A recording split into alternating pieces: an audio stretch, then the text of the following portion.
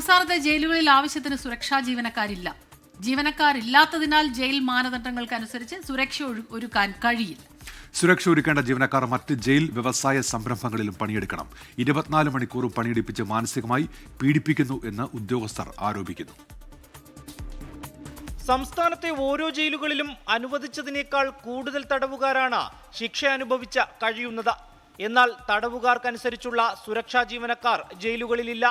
6 തടവുകാർക്ക് ഒരു ദിവസം 3 ഷിഫ്റ്റുകളിലായി 3 ജീവനക്കാർ വേണമെന്നാണ് ജയിൽ മാനദണ്ഡം.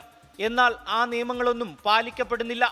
സംസ്ഥാനത്തെ ജയിലുകളിൽ ആകെ 10,375 പുരുഷ തടവുകാരുണ്ട്. ജയിൽ ചട്ടമനുസരിച്ച ഇവരുടെ സുരക്ഷാ ചുമതലയ്ക്ക് 5,187 അസിസ്റ്റന്റ് പ്രിസൺ ഓഫീസർമാർ വേണം. എന്നാൽ ആകെയുള്ളത് 1,284 പേർ മാത്രം. 3 APOമാർക്ക് ഒരു ഡെപ്യൂട്ടി പ്രിസൺ ഓഫീസർ എന്ന നിലയിൽ വേണമെന്നും നിയമമുണ്ട്. അങ്ങനെയാണെങ്കിൽ 1,729 ഡെപ്യൂട്ടി പ്രിസൺ ഓഫീസർമാർ വേണമെന്നാണ് കണക്ക്. എന്നാൽ നിലവിലുള്ള DPOമാരുടെ എണ്ണം 447 ആണ്.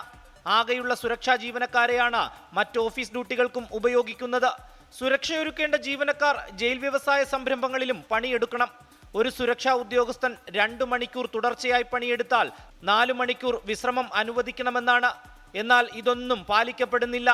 എല്ലാവരും 24 മണിക്കൂറും ഡ്യൂട്ടി എടുക്കണം.